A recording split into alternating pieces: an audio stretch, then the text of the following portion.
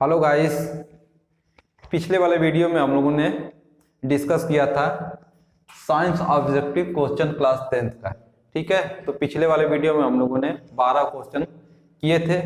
तो आज के इस वीडियो में हम लोग उसी टॉपिक को कंटिन्यू करेंगे दोबारा से, और आज के इस वीडियो में हम लोग करीब 13-14 क्वेश्चन फिर दोबारा से करने वाले हैं, जो कि पिछले प्री बोर्ड में आ चुके हैं। ठीक है, तो चलिए शुरू करते हैं। देखते हैं इसमें पहला क्वेश्चन नंबर 13। बिजली के बल्ब का तंतु बना होता है, यानी जो बिजली के बल्ब का तंतु होता है वह किस मेटल का बना होता है ना, इस चीज को इसने पूछा है। तो ये किसकी बात कर रहा है? एलईडी की नहीं, जो पहले वाले बल्ब आते थे उस बल्ब की बात कर रहा है। ठीक है, तो पहला ऑप्शन क्या दिया है? नाइक्रोम। इस मेटल को हम लोग को बताइए क्या यूज होता है। नाइक्रोम को जनरली हम लोग हीटर उटर में यूज करते हैं। ठीक है, तो ये नहीं हो सकता है। दूसरा क्या है? स्टील का हम लोग क्या करकट टीन सेट, ये सब स्ट्रक्चर, हैवी स्ट्रक्चर बनाने में ये सब स्टील का हम लोग वहां पे यूज करते हैं। तीसरा क्या दिया है? तीसरा टीन का यूज कहाँ पे करते हैं? Soft material, generally soldering holding में, वहां पे हम लोग किसका यूज कर लेते हैं? टीन का यूज कर लेते हैं। ठीक है, तो ये भी नहीं हो सकता। चौथा क्या है? टंगस्टन। ठीक है, हाँ, तो यही होगा, टंगस्टन होगा। ठीक है, टंगस्टन मेटल का हम लोग यूज कहाँ पे करते हैं? बिजली के बल्ब का तंतु बनाने में। ठीक है, आइए देखते हैं क्वेश्चन नंबर 14। क्वेश्चन नंबर 14 क्या है? 1.5 वोल्ट विद्युत वाहक बल्ब के सेल का आंतरिक प्रतिरोध 3 ओम है, तो सेल से प्राप्त अधिकतम धारा होगी। देखते हैं यहाँ पर क्वेश्चन क्या कर रहा है। देखिए, कोई एक सेल है जिसका आंतरिक प्रतिरोध कितना है? 3 ओम है, और सेल का विद्युत वाहक बल अर्थात ई का मान क्या है? 1.5 वोल्ट है। 1.5 वोल्ट है। तो ये पूछ रहा है कि सेल से अधिकतम कितना धारा का मान हमको बह सकता है, प्राप्त हो सकता है। तो ओम का नियम लगाएंगे। ओम का नियम क्या करता है? V बराबर I इंटू आर। ठीक है, विभवांतर बराबर धारा गुणे प्रतिरोध। हमको धारा चाहिए, तो I बराबर, यहाँ भी विभवांतर है लेकिन पूरे परिपथ का बात करेंगे, सेल का तो विद्युत वाहक बल होगा E बटा के आर, स्मॉल आर। तो I बराबर क्या हो जाएगा? E कितना है?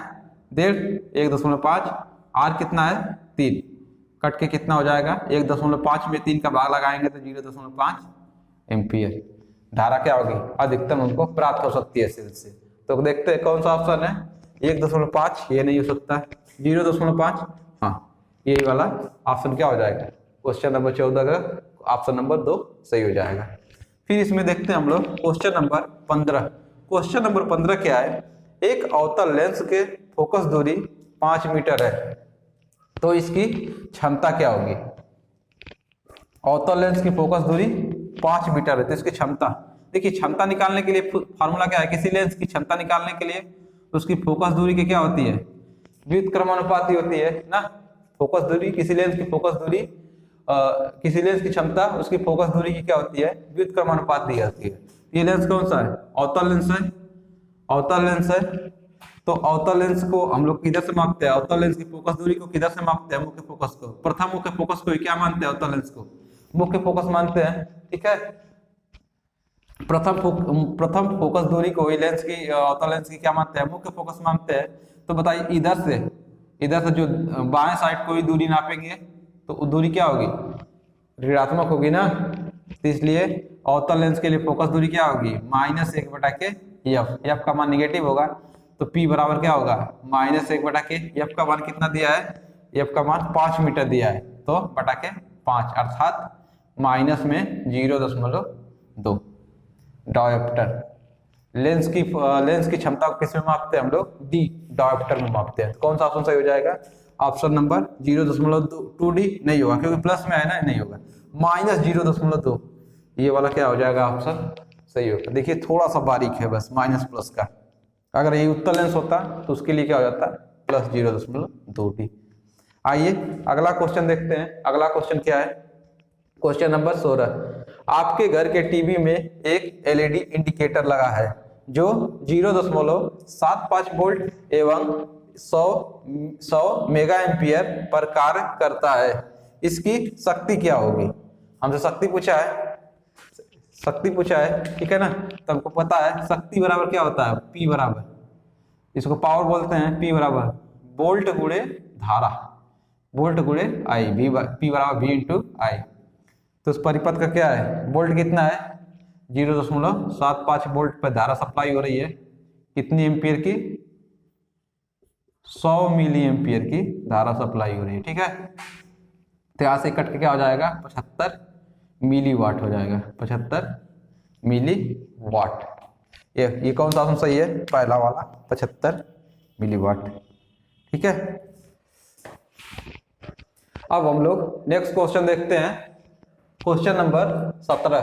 क्वेश्चन नंबर 17 क्या है, प्रकाश का वेग निम्न में किस माध्यम में सबसे अधिक होगा, यानी प्रकाश वह कौन से माध्यम में सबसे अधिक गति से क्या होगा, चलेगा, इस चीज को हमको बताना है। इसमें पहला ऑप्शन क्या दिया है, वायु, दूसरा जल, तीसरा कांच, चौथा निर्वात। यानी कल्पना कीजिए जिस माध्यम का क्या होगा, जो माध्यम जितना ज्यादा विरल होगा, विरल का मतलब उसके कण क्या होंगे, दूर दूर होंगे, उसमें प्रकाश की चाल क्या होगी, सबसे ज्यादा होगी, ठीक है। तो वायु को देखिए, वायु क्या है, बहुत ज्यादा क्या है, विरल है ना। और जल सघन है, वायु से ज्यादा सघन है, तो इसमें तो नहीं हो सकता। और कांच, ये तो और ज्यादा सघन है, इसमें नहीं हो सकता। और निर्वात में तो एक तरीका से पूरा क्या है, विरल ही विरल है, उसमें कोई कण नहीं होते हैं, ठीक है। तो वायु ना होगा, किसमें होगा, निर्वात में हो जाएगा। प्रकाश की चाल सबसे ज्यादा किसमें होती है, निर्वात में। अगला क्वेश्चन देखते हैं, क्वेश्चन नंबर 18। अंतरिक्ष यात्रियों को आकाश दिखाई देता है, यानी अंतरिक्ष यात्री जब पृथ्वी से बाहर जाते हैं तब उनको आकाश कैसा नजर आता है, सोचिए क्या नजर आता होगा, नीला दिखाई देता होगा, काला, या फिर हरा, या फिर बैगनी, क्या दिखाई देता होगा। तो जैसे ये अंतरिक्ष यात्री जब पृथ्वी से बाहर जाते हैं, पृथ्वी अपने वायुमंडल को छोड़कर बाहर जाते हैं, तो उनको आकाश क्या दिखाई देता है, काला नजर आता है। अगला क्वेश्चन देख लेते हैं, क्वेश्चन नंबर 19। क्वेश्चन नंबर 19 क्या है, एक उत्तल दर्पण की फोकस दूरी जिसकी वक्रता त्रिज्या 32 सेंटीमीटर है, क्या होगी।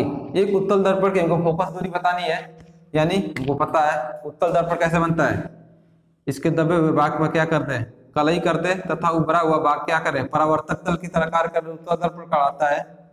तो उत्तल दर्पण की हमको फोकस दूरी बताना है, तो हमको पता है क्या, R बराबर 2 इंटू एफ, यानी वक्रता त्रिज्या, किसी दर्पण की वक्रता त्रिज्या उसकी फोकस दूरी की क्या होती है, दोगुनी होती है। तो ये फोकस दूरी बराबर क्या होगा, R बटा के 2। तो इस दर्पण की वक्रता त्रिज्या कितनी दी है, 32 बटा के 2 अर्थात 16 सेंटीमीटर क्या होगी, 16 सेंटीमीटर क्या हो जाएगी, फोकस दूरी हो जाएगी। तो 32 ये नहीं होगा, 16 हाँ ये वाला हो जाएगा, 19 का ऑप्शन नंबर 2। अगला क्वेश्चन इसमें देख लेते हैं, क्वेश्चन नंबर 20।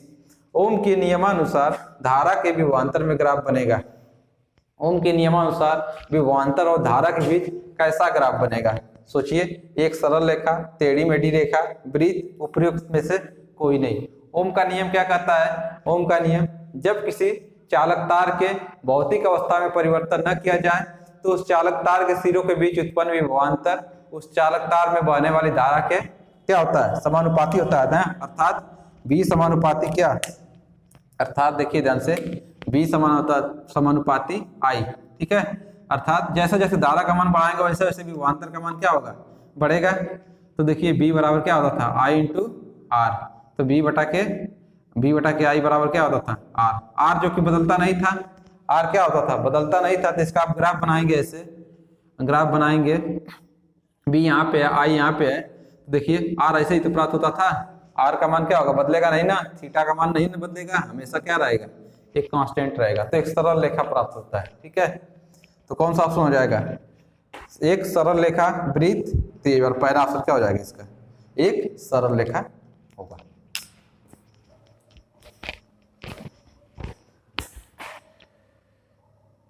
चौबीस, ठीक है। क्वेश्चन नंबर 21 क्या है, स्वस्थ आंख के लिए स्वस्थ आंख का निकटतम बिंदु कितना दूरी पर होता है। तो स्वस्थ आंख का निकटतम बिंदु क्या होता है, 25 सेंटीमीटर। निकटतम बिंदु क्या होता है, वह कम से कम दूरी जिसको हमारी आंख क्या कर सकती है, स्पष्ट रूप से उसको देख सकती है, वही हमारी स्वस्थ आंख का क्या कहलाएगा, निकटतम बिंदु कहलाएगा। तो उसके लिए कितना दूरी होता है, 25 सेंटीमीटर होता है, ठीक है। अगला क्वेश्चन देखते हैं, क्वेश्चन नंबर 22। क्वेश्चन नंबर 22 क्या है, वैद्युत मोटर परिवर्तित करता है। वैद्युत मोटर किस चीज को परिवर्तित करता है? देखिए, जब हम कहीं भी वैद्युत मोटर लगाते हैं तो इनपुट के रूप में क्या देते हैं, वहां से इनपुट के रूप में विद्युत ऊर्जा देते हैं ना, धारा करंट देते हैं उसमें, तो क्या हो जाएगा, ऊर्जा कौन सी, वैद्युत ऊर्जा। लेकिन वहां से आउटपुट के रूप में क्या लेते हैं, उसकी गुणन गति को लेते हैं ना, गुणन गति को, वही रोटेशनल गति को क्या बोलते हैं हम लोग, यांत्रिक ऊर्जा बोलते हैं। रोटेशनल गति को यांत्रिक ऊर्जा, अर्थात वैद्युत मोटर परिवर्तित क्या करता है, वैद्युत ऊर्जा को किसमें बदलता है, यांत्रिक ऊर्जा में बदलता है। तो कौन सा क्वेश्चन सही है, ऑप्शन कौन सा सही है, रासायनिक ऊर्जा को यांत्रिक ऊर्जा में, नहीं ये नहीं हो सकता। दूसरा क्या है, यांत्रिक ऊर्जा को रासायनिक ऊर्जा में, नहीं ये भी नहीं। ये सब रासायनिक ऊर्जा ना केमिकल एनर्जी जो रहेगी वो सब में सेल होल का काम होता है। और तीसरा क्या है, यांत्रिक ऊर्जा को वैद्युत ऊर्जा में, इसका उल्टा हो गया ना, यहाँ पर चौथा वाला क्या हो जाएगा, सही हो जाएगा, वैद्युत ऊर्जा को यांत्रिक ऊर्जा में बदलता है। ठीक है, अब देखते हैं हम लोग अगला क्वेश्चन देखते हैं क्या है। क्वेश्चन नंबर 23, प्रतिरोध का मात्रक है। प्रतिरोध क्या करता है, इसका मात्रक क्या है। देखिए प्रतिरोध क्या होता है, किसी चालक तार में धारा में रुकावट जो करता है उसी को प्रतिरोध कहते हैं। तो प्रतिरोध का मात्रक कैसे, इसको मापते किसमें है, कूलाम में, नहीं कूलाम में तो किसको मापते हैं, आवेश को मापते हैं, तो ये नहीं होगा। दूसरा क्या कह रहा है, ओम, हाँ ओम किस में मापते हैं, ओम क्या किसको मापते हैं, प्रतिरोध को हम किस में मापते हैं, ओम को मापते हैं। ठीक है, ओम से मापते हैं। और तीसरा क्या हो गया, ये वाला दूसरा ऑप्शन क्या हो जाएगा, इसका सही हो जाएगा। तीसरा जूल ऊर्जा का मात्रक है, ओम इंटू मीटर, ये क्या होगा, विशिष्ट प्रतिरोध का मात्रक है। ठीक है, अब देखते हैं हम लोग क्वेश्चन नंबर 24। क्वेश्चन नंबर 24 क्या है, क्वेश्चन नंबर 24 क्या है, इसमें कह रहा है किसी गोली दर्पण तथा किसी पतले गोली लेंस दोनों की फोकस दूरियां -15 सेंटीमीटर है। तो दर्पण तथा लेंस संभवतः है, वो कौन से दर्पण या लेंस कौन सी होगी दोनों, ये कहना चाह रहा है। एक दर्पण है और एक क्या है, लेंस है, लेकिन दोनों की फोकस दूरी क्या है, माइनस है। तो हमको इसमें बताना है कि वो कौन सी दर्पण होगी जिसकी फोकस दूरी माइनस होती है, और कौन सी लेंस होती है जिसकी फोकस दूरी क्या होती है, माइनस होती है। पहला ऑप्शन है दोनों अवतल होंगे, दूसरा ऑप्शन है दोनों उत्तल होंगे, तीसरा ऑप्शन है दर्पण अवतल तथा लेंस क्या हो गए, उत्तल। चौथा ऑप्शन है दर्पण क्या उत्तल हो सकता है तथा लेंस अवतल हो सकता है। आइए इस क्वेश्चन को समझते हैं, वो कौन सा दो दर्पण और लेंस है जिसकी फोकस दूरी निगेटिव होती है। तो यहाँ पर देखिए ध्यान से, यहाँ पर ध्यान से देखिए, ये क्या हो गया, जिसकी उभरे हुए भाग पर कलाई करते तो कौन सा दर्पण हो जाता है, अवतल दर्पण। तो अवतल दर्पण की फोकस दूरी या वक्रता केंद्र किधर रहती है, बाई तरफ रहती है ना, तो बाई तरफ यहाँ पर इसका वक्रता केंद्र, इसके बीच की दूरी फोकस। ठीक है, और इसी दूरी को ये बोलते हैं फोकस दूरी बोलते हैं। तो बताइए जो दूरियां बाई और मापते हैं उस दूरी को क्या बोलते हैं, निगेटिव बोलते हैं ना, वो दूरी क्या होती है, निगेटिव होती है। दर्पण में कौन सा, अवतल दर्पण की फोकस दूरी क्या हो गई, निगेटिव हो गई। लेकिन लेंस में क्या होगा, लेंस में आइए देखते हैं लेंस में क्या होता है। लेंस में मान लीजिए कौन सा लेंस है, ये उत्तल लेंस है। उत्तल लेंस ये प्रकाशिक केंद्र, ये इसका, ये इसका, इस भाग का, यहाँ पर प्रथम फोकस F1, ये द्वितीय फोकस F2। ठीक है, ये प्रथम फोकस F1 और द्वितीय फोकस F2। लेकिन हमको पता है जब भी अवतल लेंस की हम लोग मुख्य फोकस को मापते हैं, तो अवतल लेंस की मुख्य फोकस कहाँ से मापते हैं, अवतल लेंस के प्रथम फोकस से मापते हैं। ठीक है, उत्तल लेंस में मुख्य फोकस कहाँ से मापते हैं, उत्तल लेंस के द्वितीय फोकस से मापते हैं। जबकि अवतल लेंस में मुख्य फोकस दूरी अवतल लेंस के प्रथम फोकस बिंदु से क्या करते हैं, मापते हैं। तो देखिए यहाँ से ध्यान से, इसका जो फोकस बिंदु है, फोकस बिंदु से मापेंगे ये वाला फोकस दूरी, तो ये भी क्या होगी, बाईं ओर है ना। मुख्य फोकस इसका क्या है, प्रथम मुख्य फोकस बाईं ओर है, अर्थात इसका मुख्य फोकस क्या हो जाएगा, निगेटिव। इसका मुख्य फोकस क्या हो जाएगा, ऋणात्मक। ठीक है, तो अर्थात दोनों कौन से दर्पण में क्या मिला हमको, अवतल, और लेंस में क्या मिला भी हमको, अवतल लेंस मिला। तो अर्थात ये ऑप्शन कौन सा सही होगा, दोनों क्या हो जाएंगे, अवतल लेंस हो जाएंगे। दोनों क्या हो जाएंगे, अवतल दर्पण तथा अवतल लेंस हो जाएंगे। तो आई होप आपको आज का ये क्लास समझ में आया होगा। तो आगे हम लोग और वीडियो कंटिन्यू करेंगे, कुछ मैथ के ऑब्जेक्टिव क्वेश्चन को हम लोग लाने वाले हैं, तो बने रहिए आप लोग इसी तरह। चलिए मिलते हैं नेक्स्ट क्लास में, जय हिंद।